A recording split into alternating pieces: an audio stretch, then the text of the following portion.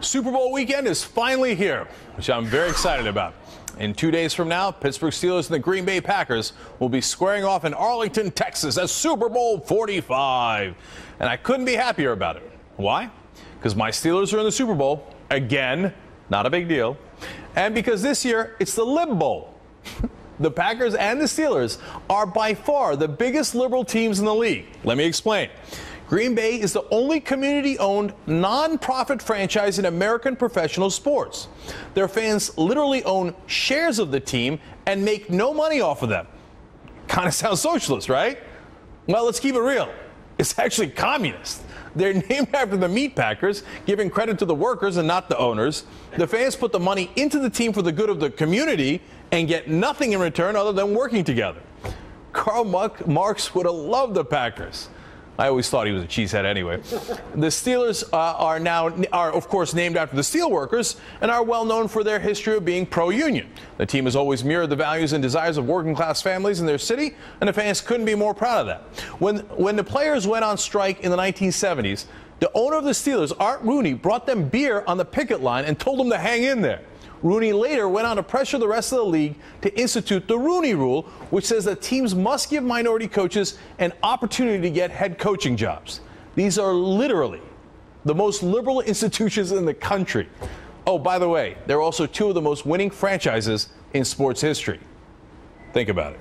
All right, now, joining me is sports writer Dave Zirin with edgeofsports.com and sports editor at the Nation magazine and contributor to TYT Sports on YouTube. All right, Dave. First, in the interest of full disclosure, before we start, my two favorite teams are the Ravens and who's ever playing the Steelers. Sad day for you, then, isn't it? All right. Yes, it is. So, touche. First, let's start with the Packers. Right? Tell me how they work. I mean, why do people buy shares? What do they get? Well, how does it work? Wow. You know, people ask me sometimes, Cenk, who's my favorite owner in sports? And I always say it's the 112,000 owners of the Green Bay Packers. All you get for being an owner of the pack is a piece of paper that says, hey, I'm part owner of the Green Bay Packers. You don't even get a frame to put it in, let alone luxury box seats or even nosebleed seats for that matter. All you get is the satisfaction of knowing that you're part of a community that keeps this old franchise in the city of Green Bay. And it's been that way since 1923. But the upside of that is that they can't move the team, right? Because the 112,000 owners in Green Bay won't agree.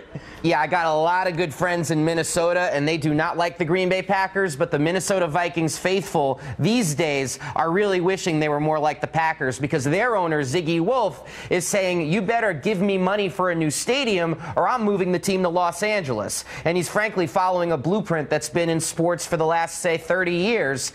And the Green Bay Packers don't have to live with that kind of nonsense. All right, one more thing on the Packers. What happens if they, run out of money? I mean, of course, they're not going to because they got the seats and they got the TV contract, but I mean, like, they need a new stadium. How do they raise money?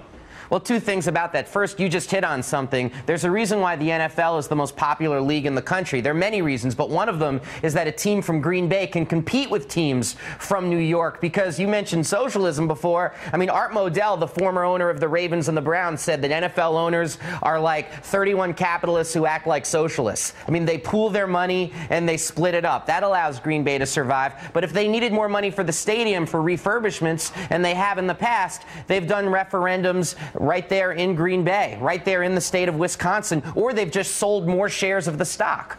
Right, and people still get nothing for it, but they still buy it because that's pride and it's community pride. It's pride, it's community refreshing. Pride, absolutely. And one of the things, the stories I love is every so often, because it's Green Bay, Wisconsin, they get heavy snowfalls. The snow needs to be cleared. They put out calls over the radio for volunteers, and people show up by the hundreds with their shovels to help shovel Lambeau Field. Let me tell you something. If Dan Snyder here in Washington put out a call for volunteers to shovel snow for him at FedEx Field, people would laugh in his face.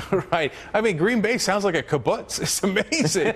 All right. So how about the Steelers now? You got the Rooney Rule. Dan Rooney is the ambassador to Ireland for President Obama, right? I mean, are they the most liberal owners in the NFL outside of all the people who own Green Bay? Yeah, but that's sort of like saying I'm the thinnest person in the DeLuise family or the least trashy Kardashian. I mean, to be frank, most of the NFL owners are roughly to the right of Attila the Hun. Remember, this is a group of people who Rush Limbaugh felt very comfortable joining their fraternity last year when he made his ill-fated bid to own the St. Louis Rams. But they are a traditional, stalwart liberal family. I do want to say, though, about the Rooney Rule. The Rooney family was, of course, very instrumental in pushing that through, and the NFL has made some strides in terms of minority hiring, but that really only happened because the late Johnny Cochran and his law firm threatened a massive class action suit against NFL owners because of just a history of prejudice. Yeah, I hear you on that, but look, the Rooneys deserve a ton of credit. They hired a black coach. It totally worked. They won the Super Bowl. Not only that, they were the first to start recruiting from all black colleges. So the Steelers have been doing it for a long time. And don't forget Franco Harris, who is half Italian, half African-American, and the Italian community in Pittsburgh, with the support of the Rooneys. They had Franco's Italian Army, which was not a reference to the fascist leader of Spain at the time, but was a reference to the fact that Italians took pride in someone who was half African-American, half Italian, which our country historically has not been very good about when it comes to people who are from mixed backgrounds. Yeah, absolutely. Even Frank Sinatra joined Franco's army. All right, I'm looking forward to the Lib Bowl. It should be a lot of fun. Dave, thanks for joining us tonight. My privilege.